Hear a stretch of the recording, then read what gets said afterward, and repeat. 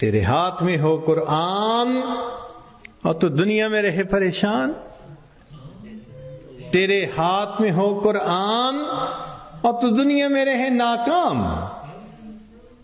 تیرے ہاتھ میں ہو قرآن اور تو دنیا میں رہے غلام، غلامی نفس کی ہو، شیطان کی ہو یا کسی انسان کی ہو، نہ ہمیں کہتا ہے یہ قرآن، وہ میرے ماننے والے مسلمان، اقرا وربک الاکرم، تو پڑھ قرآن، تیرا رب کرے گا تیرا اکرام، تیرا رب تجھے عزت و وقار دے گا، تیرے ظاہر و باطن کو نکھار دے گا۔ تو ہم اپنے اللہ کے سامنے اپنے آپ کو سپرد کر دیں، پھر دیکھیں اللہ تعالیٰ کیسے مدد فرماتے ہیں۔ اس لیے تو شاعر نے کہا مومن کے ساتھ غلبے کا وعدہ ہے قرآن میں، تو مومن ہے اور غالب نہیں تو نقص ہے تیرے ایمان میں۔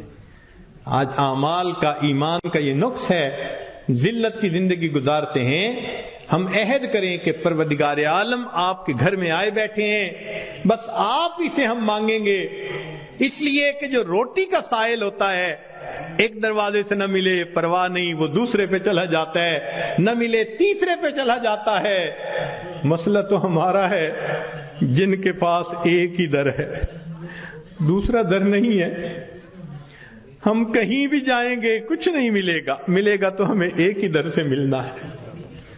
تنگ دستی کے جو عالم میں گھبراتا ہوں، تنگ دستی کے جو عالم میں گھبراتا ہوں، پر درے غیر پہ جاتے ہوئے کتراتا ہوں، ہاتھ پھیلانے میں محتاج کو غیرت کیسی، شرم آتی ہے کہ بندہ تیرا کہلاتا ہوں۔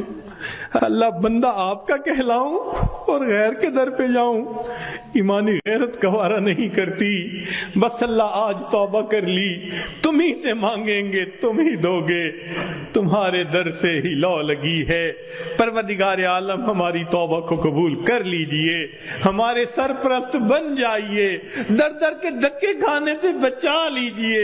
مولا گناہ کر کر کے تھک گئے ہیں، بس اب آپ اپنی سرپرستی میں لے لیجئے اور آئندہ نیکوکاری کی زندگی عطا فرما دیجئے۔ وآخر دعوانا ان الحمد للہ رب العالمین۔